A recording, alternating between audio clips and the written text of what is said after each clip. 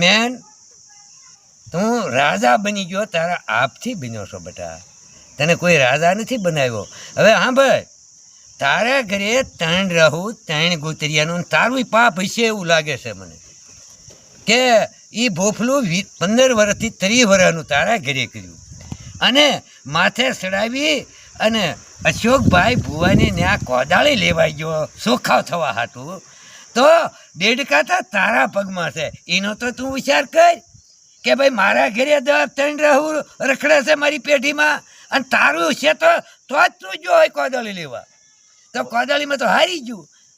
ઘાલવું તું તારે વાજેલિયામાં અને હતું તારા ગોતરિયાનું હોય કે તારું હોય.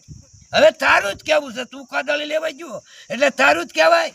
પછી વાજેલ્યો રખા દાદાના મંદિરે જો અને સુરત રમશી તું જો, પાછી ગાંડી પગે લાગવા ગયો ને પાછી ગાંડી તું પડ્યો અને સારો જે વાજેલ્યો તો આમ ધામ જઈને પગે લાગી અને ભટ્ટ ના જીતાવી એને આવી ગયો અને તું હારી ગયો. તું માથા મેલું તો તું છો, પેલા પગમાં નાખ નજર પછી દુનિયાને સંભળાય.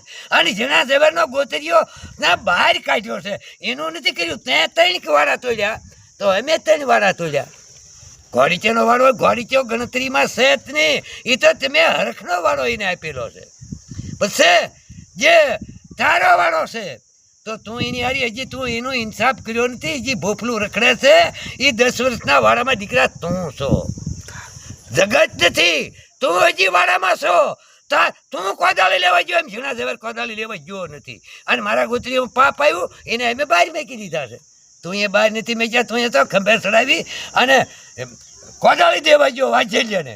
ના તું હારી ગયો ના 10 વર્ષમાં તું વાળામાં છો. પેલા ગોત્રની ત્યાં રાખી છે, અમે નથી રાખી. અને હું નથી ગયો ખંભે ચડાવી ગોતરિયાને કોદાળી લેવા.